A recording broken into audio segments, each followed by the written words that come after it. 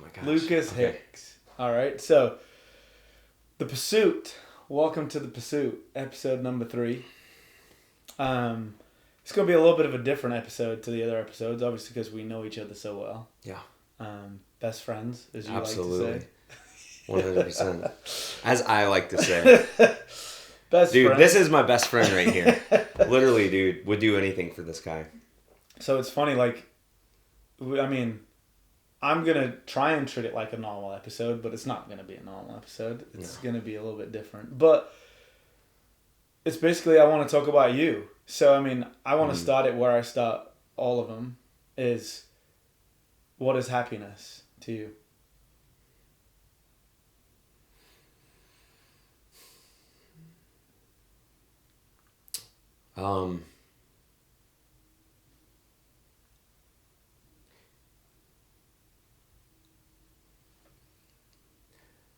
It's a tough question. Sorry. I feel like it deserves a deep thoughted response because but go it's with your different to thoughts. every Give person. me your initial thoughts. I mean, for happiness to me yeah. Is doing what I want to do. That brings that when I lay my head down at night, I have a feeling of not only success but love and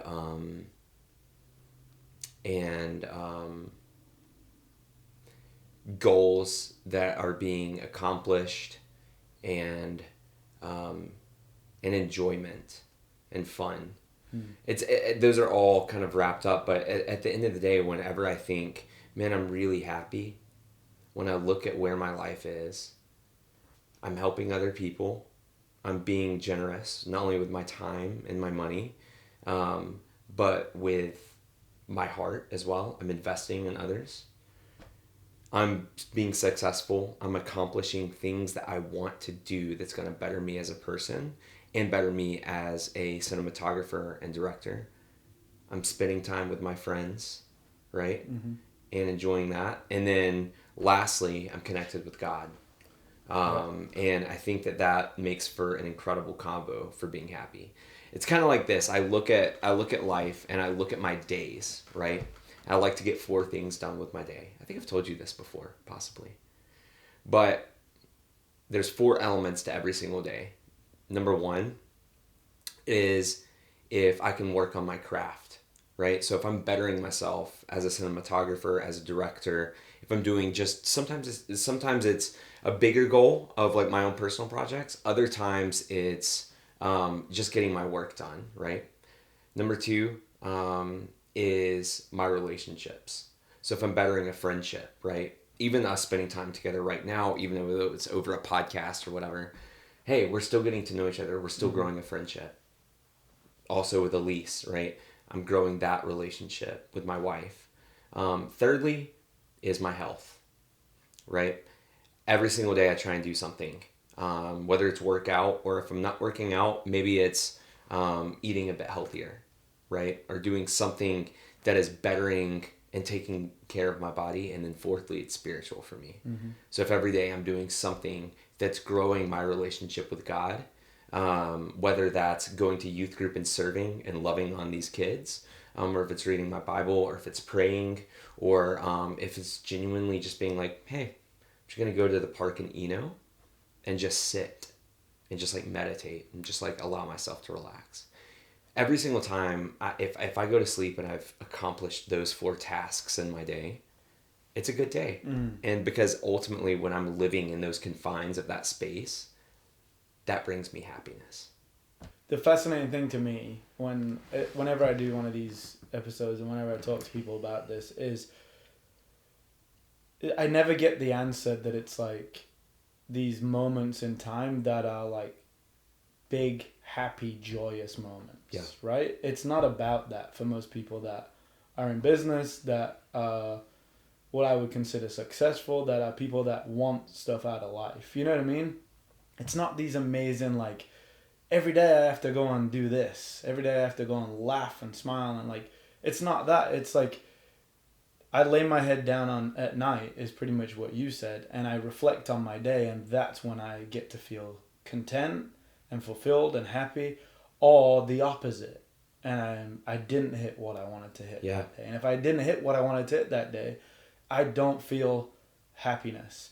And so happiness is not this moment in time that is this big spike of emotion. Exactly. It's a daily rhythm and a daily routine that once you're in it, you don't necessarily feel happy in it.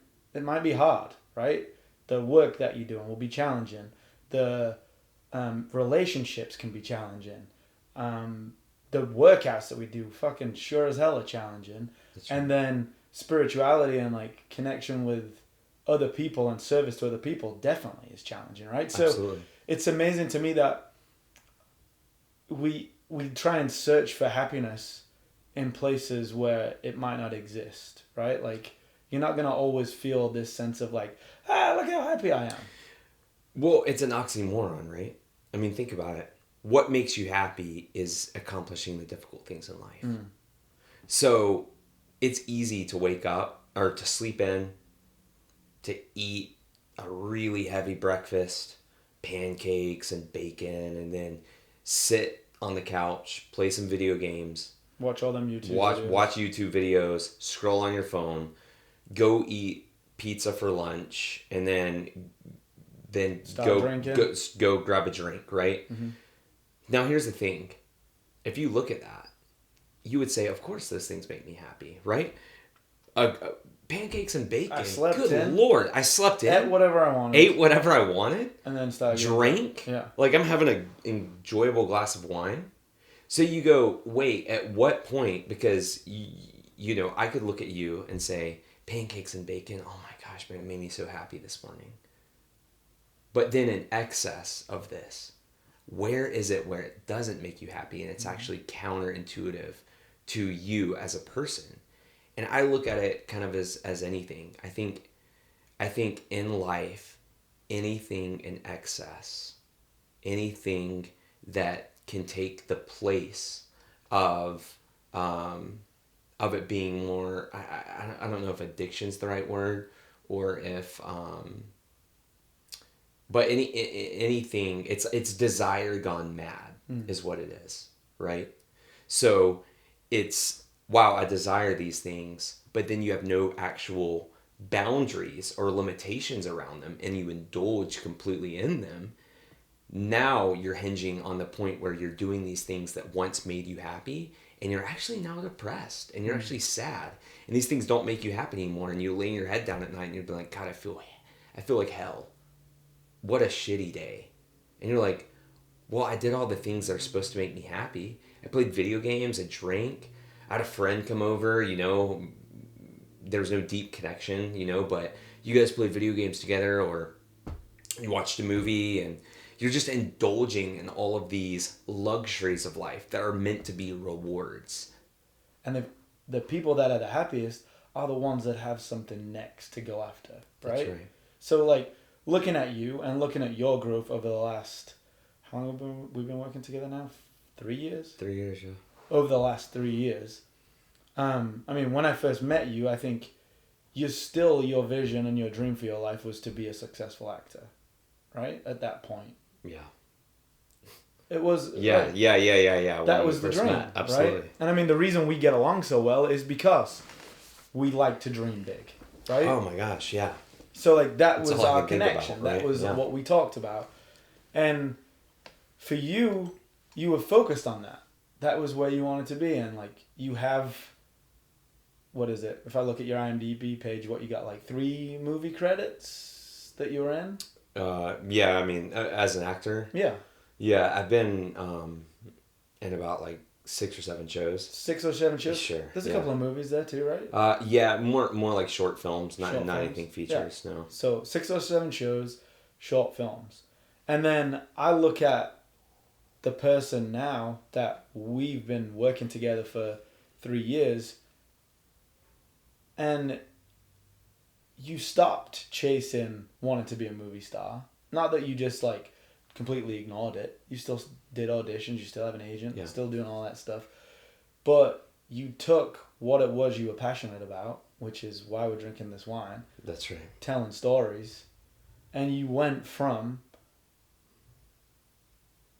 shooting weddings and wanting to be an actor. Yeah.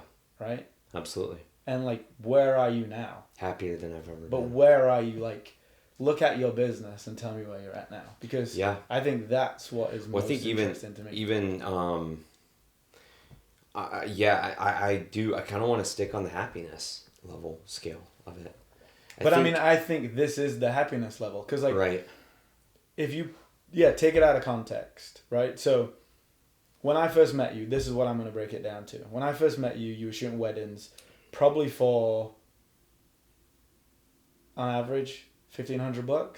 Yeah, 15 between 15 and very successful wedding. Video, yeah, absolutely. Right? Like, if you're shooting pretty much every month booked. Yeah, I was booked almost every weekend. So at that point, you're bringing in at least like $5,000 to $6,000 a month. Doing extra work on the side, pretty much, right? And a couple of shows. Like just kind of living it. And just like getting by. Making good money, but also just really focused on acting and that leading me somewhere. Since then, you pivoted and you said, I'm going to take these skills of telling these wedding stories. That's right. And start telling business stories. Absolutely. Right? And in 2 years' time, you've gone from that and $1,500 to shoot a wedding to just submitting yesterday. Yeah. A bid for $67,000, right? Like, that's a very different person. That's right. That's sitting in front of me that was sitting in front of me Absolutely. 3 years ago. Mm-hmm. On top of that, you stopped focusing on wanting to be an actor and somehow booked one of the best gigs you've had in a long time. Right? Yes, so that's right, 2020... Yeah, was my year. 2021, right? A year that for most people was their businesses either got destroyed or they completely started doing something else. For you, it's been one of the best years you've ever had. We grew 3 to 4 times this last year. And I've gotten a little bit better, I guess, at video and directing. I mean, you're always going to improve.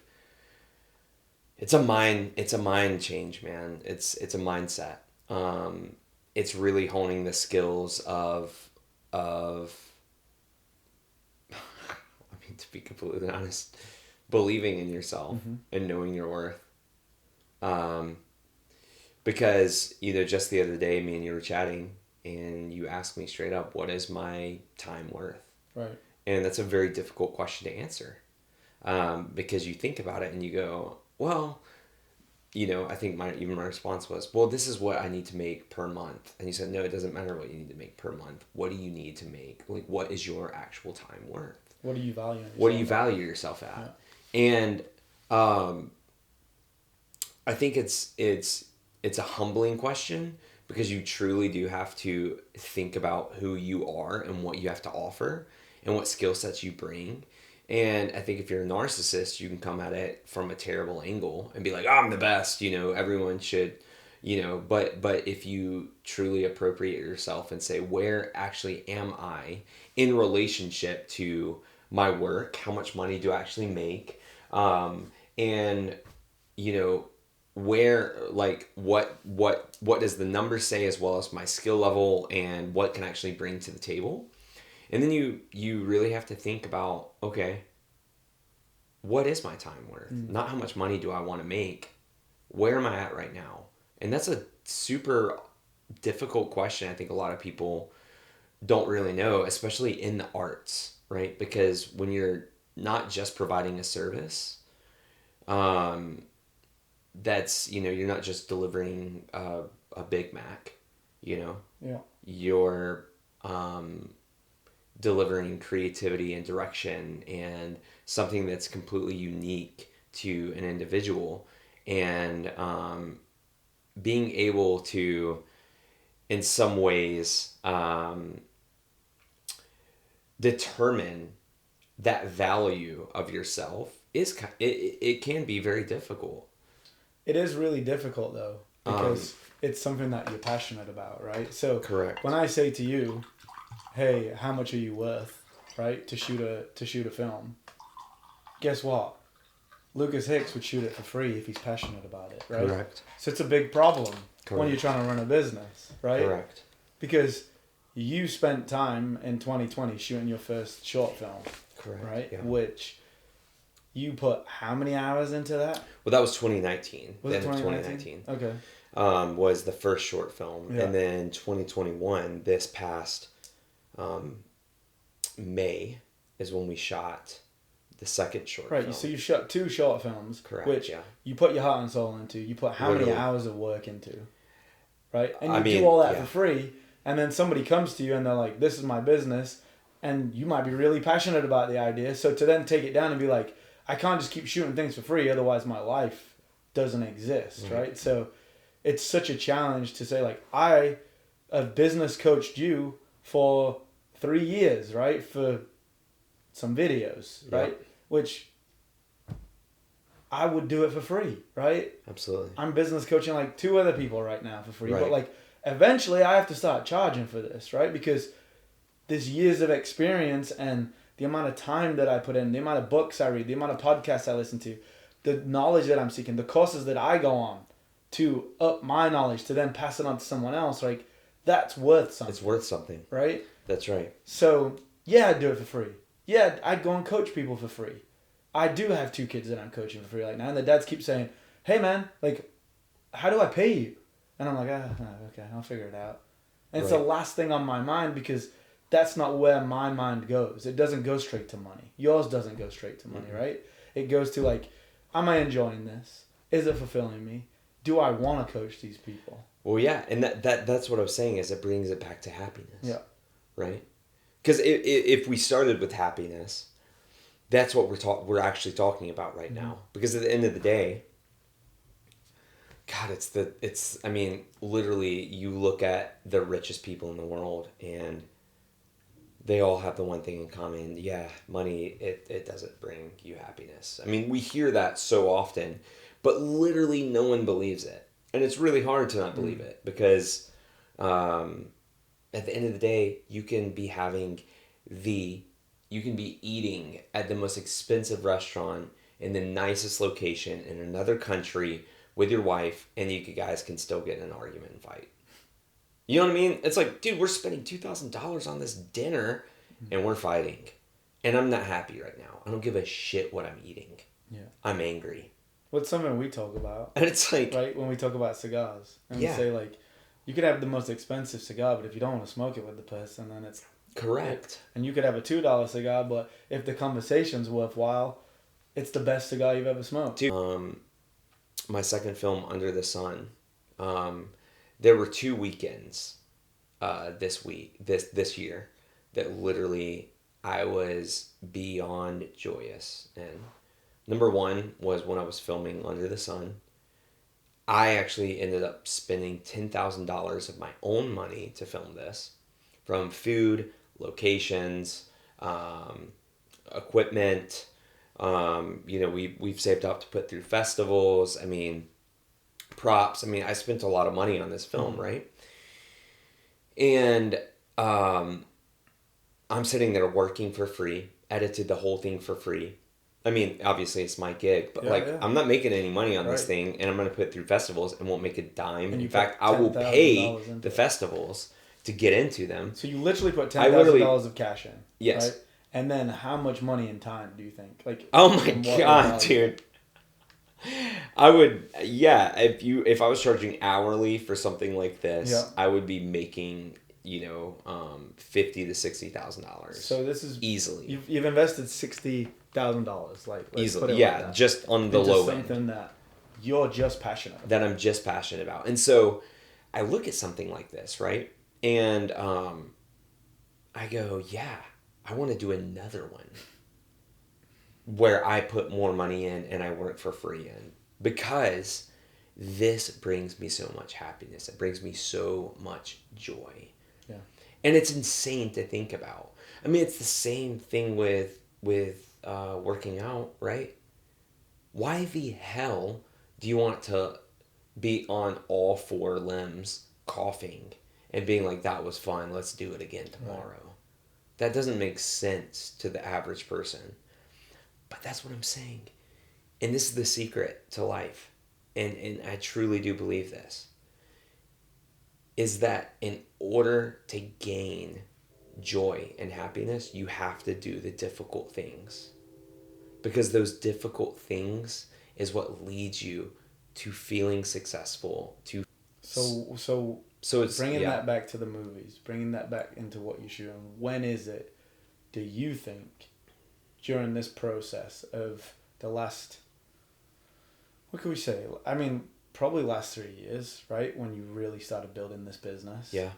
When have been the happiest moments? Has it been when you sat back? Has it been like, I see Southern Shorts Award, best made in Georgia for your first short film, right? Yeah. Was it the moment you went on stage for that? Is it when your whole team's together? Is it planning these things? Is it editing these things? Great question.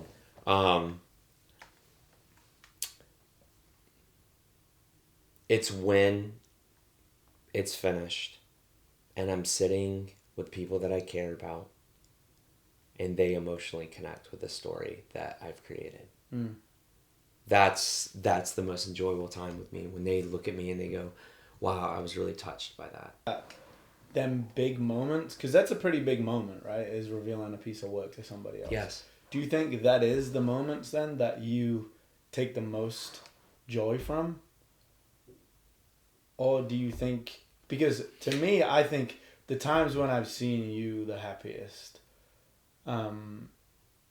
it's not the big moments. It's not that. It's when you're either excited about an idea and you're trying to put it together and you're like deep in this like trenches of like how you're going to make it happen. Or it's when you're struggling with an idea. I think that, because it's hard to say, the only because reason I say that is because like you're probably going to make some things that people like, directors, like you look at Rotten Tomatoes, like it's not all love, right?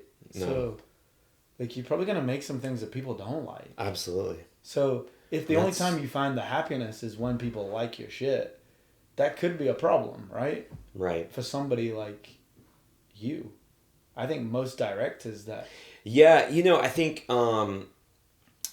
that it's hard to say, because it's not, there's enjoyment in each aspect of it, right?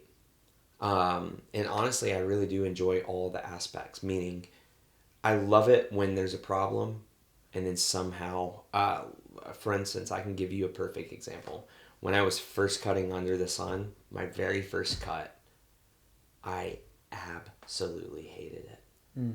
I genuinely, maybe this is an artist thing, but I was like, I'm a terrible director. I probably shouldn't be doing this. Like, I don't know what I'm doing. I watched the whole movie like a few times. It was like, my God, I hate this. And then you keep working on it, and then you go, oh wait, that element that I didn't like, I re-edited it, I cut it up a little bit differently. And I was like, okay, no, it's actually not that bad. And then you keep working on it, and then you go, wow, I really like that. Oh my gosh.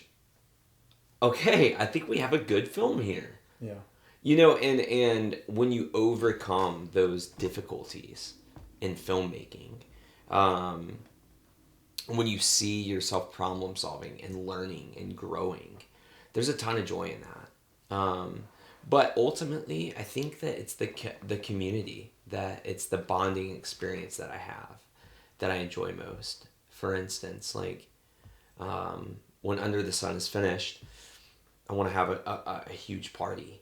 I mean, I've been planning this thing, right, already, like super excited about it. Want to spend a bunch of money on it, get a nice place, get drinks and appetizers and all of that sort of thing, and invite my family and friends, the cast, the crew, and do this really big, showing of the film. And that's the reward, right? Like I'm so looking forward to something like this. Not necessarily to be like, hey, look how great I am. Right. But it's kind of one of those things. It's like, guys, we all partake in something together. Because ultimately, yes, like this film would never happen if I didn't actually do it, but it would also never happen if I didn't have all of these other people that were working so difficult or so hard on something. And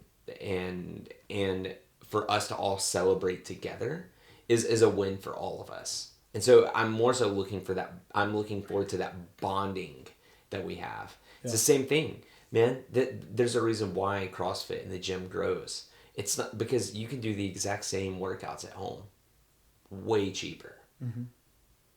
Oh, just buy a barbell and all of this. Oh yeah. And just do it at home, dude. Literally, like you're fine. Plenty of ways to do it. Plenty of ways to do it. But you know what's different?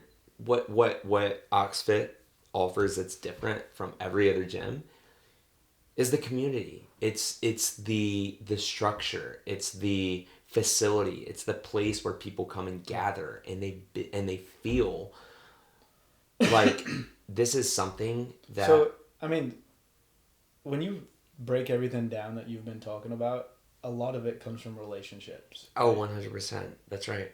A lot of the reason you get into this is to be around people and to be around positive people. And I find that most people describe that, right? It's like the joy is, it started with just you and a camera. Mm-hmm. But it's not the same as you and a team, right? It's not the same as when, like, you've paid, I think I remember you telling me, you've paid, like, people to come in and work with you more than you were getting on some of the shoots. Yeah. To make the team that you wanted to shoot with, right? That's right.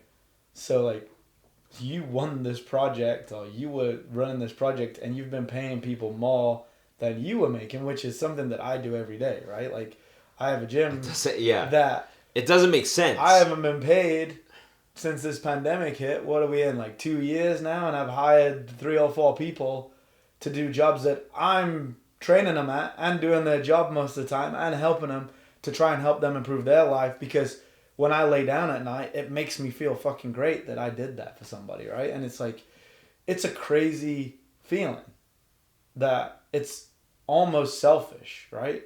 Because it's more rewarding than the money, right? I just hired a designer and just sat down with her and talked her through how to set up her own business. And then she invoiced me for the work she was doing. You know what I mean? And watching her create a website, create an Instagram, find a way to invoice me and send me an invoice for the work. And like, it's going to be the best invoice I'll ever pay. Even though if I broke it down, she should owe me like $20,000 in business coaching. You know what I mean? That's what. But I don't care, because I get the feeling of watching you grow. You know what I mean? Well, why? You know, I mean, it's our relationship, right? Right. To me, I'm like, dude, there's no reason. You know, it's like I do all the gyms videos, all that, whatever you need, dude. We both. I got you because for free. But right, 100%. But like, look at this. It's not even like, oh, hey, Lucas, you need to be owing me 3 videos a month. You know, you need to do this, you need to do that, and we have this really hard and stuff, because it's like, oh man, it's so much bigger than this. Right. I'm like, bro, like, are you serious? What do you need, man? How can I help you? Not even that, like I know when I need something, I'm gonna like, this last couple of months, I've been working your ass off on that shit, right? For sure. And like, technically, you could just be like, hey man, I can't keep doing this, and I know that. And then it's like, yeah, I would completely understand if you're like, I gotta send you this invoice. And like, this is nothing personal, but like, you also know, hey, Ant, look through this proposal for me. Right? And it's like, yeah, I'm gonna call you, hey dude, hey Manny, I got a business question. I'm about to submit this. Right. Can I talk to you about it? For whatever. A couple of hours, and right? the thing is like, I don't know, man. The thing is that like, so many people are caught up in their own fucking their own self. Mm-hmm. How, you know, what can I do to rise on top? Well, what are you gonna give me for that? Yeah, what are you gonna do for me or whatever? Yeah. And the way that I look at it is, I'm like, now it has to be the right people. Mm-hmm. You really have to like slowly ease into this. But the only way to know that is to ruin it a couple of times. Of course. Because like I've had people that I've invested time, money, effort, and that it didn't work out. But you don't want to be bitter about that because look at the relationship we have. 100%. Look at this designer right now. I hope it works, right? And if it doesn't, I'll move on to the next one. Where we've worked together and how we've grown together over the 3 years is where I find my satisfaction. It's pretty shocking, right? Yeah. And how do you pay me is in doing some videos, right? Well, not only that. And if you look at our relationship, it's so crazy. I guess. I mean, the thing is that it's like, is it even payment? It's just kind of like it sure is. I mean, because it's your time, but we're also, and I know what your time's worth we work now. Together. You know what I mean? It's a partnership. It's like, in but some that's ways, happiness, right? I work what for I'm you, saying. You work for me. But I'm saying that's happiness. That's relationship. Yeah. When you can understand people on a level that we don't need a contract. We don't need an invoice. We don't need, we understand. Like, I understand what value you bring to my life. You understand what value I bring to yours. And we just, hey, what do you need? I got you. Yeah. What do you need? I got you. That's right. And like every business relationship can't be like that. Well, that's right. Because dude, it could. In a perfect world, right. The only reason that money exists is because you can't just work for trade for everything. But if everyone could work for trade and everyone just worked their ass off and did a really good job, then we could just live in a world without money and people would just do this and I do this over here and you do this and everyone's happy and all of this. But we have to have these weird systems in place that, allow something like that to happen. But ultimately, if I was talking to just anyone, I would say, you can't just, you're right. You do have to try and fail to find those people. But at the end of the day, it's like, you will find, if you're working hard and you attract the people around you that are like you. I do believe that. At the end of the day, if you're spending time with just a ton of people that are just not good for you and are lazy and stuff, maybe you're lazy. Because at the end of the day, I don't like spending time with lazy people. Yeah. To be honest, we don't have anything in common. I don't speak your language. Well, I can't do small talk. Yeah. Right? Every time we're together, I don't care about the weather. I don't care about anything that's out of my control. Government, viruses, blah, blah, blah. Keep it away from me, right? Let's talk about what we're doing. What are you doing? What's happening? Where are you going next? How are you growing this? That's what I want to talk about. That's right. Pretty much the 4 things that you told me about. 100%. Work, relationships, fitness, spiritual. That's right. There is no 5th thing on that list. I don't think so. It all comes back to the first 4 things that you listed out. That's right. If them 4 things are in place, then I don't think there's anything else. I'm 30 now. So you've been an entrepreneur 9 years. Yeah.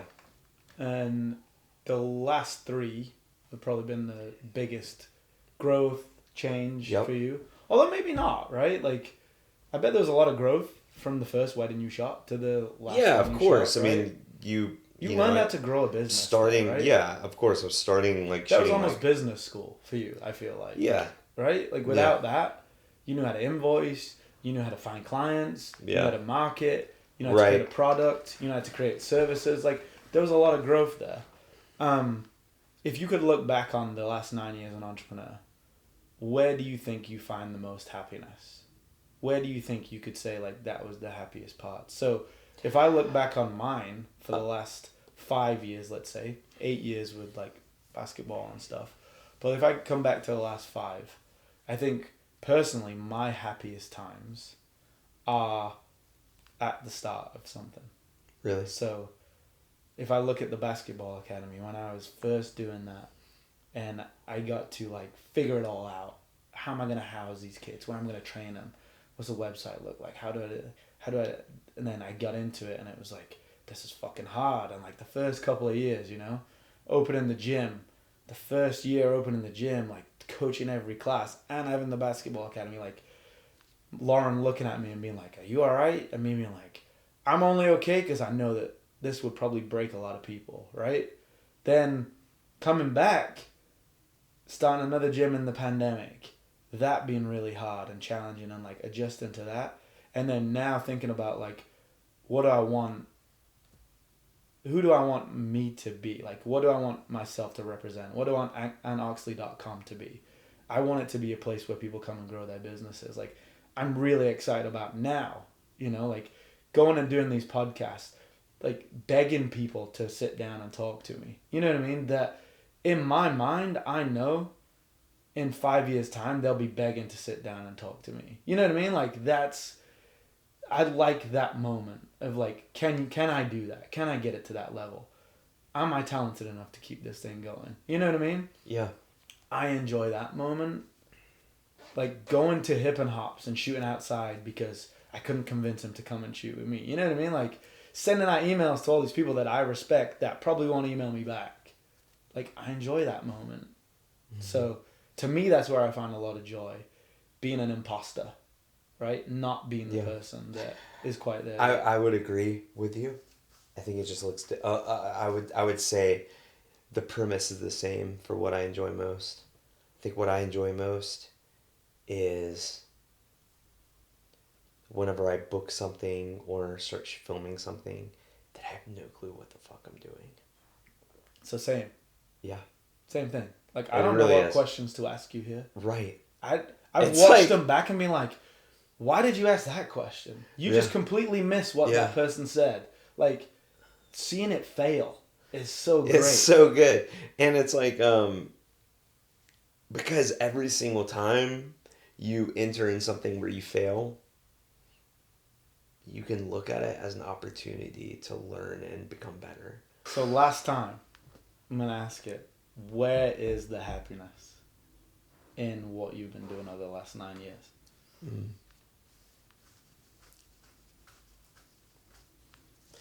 I think that the happiness is doing something new. Something that's refreshing. Trying things that you've never tried before. Failing and learning. And also succeeding many times through that failure. My short film, man, there's so many shots I should have directed. The actor's different. I should have utilized different locations. I should have pushed times faster and extended times in other areas. And I did that short film and I was like, man, I'm so glad I did that because I learned so much over the course of 4 days. And a lot of people will have a long weekend and do nothing and learn absolutely nothing on a long weekend. And you just go, man, I learned so much in 4 days. It's unbelievable. I think happiness is trying things that you haven't tried before, failing hard, and learning. That's what I think happiness is.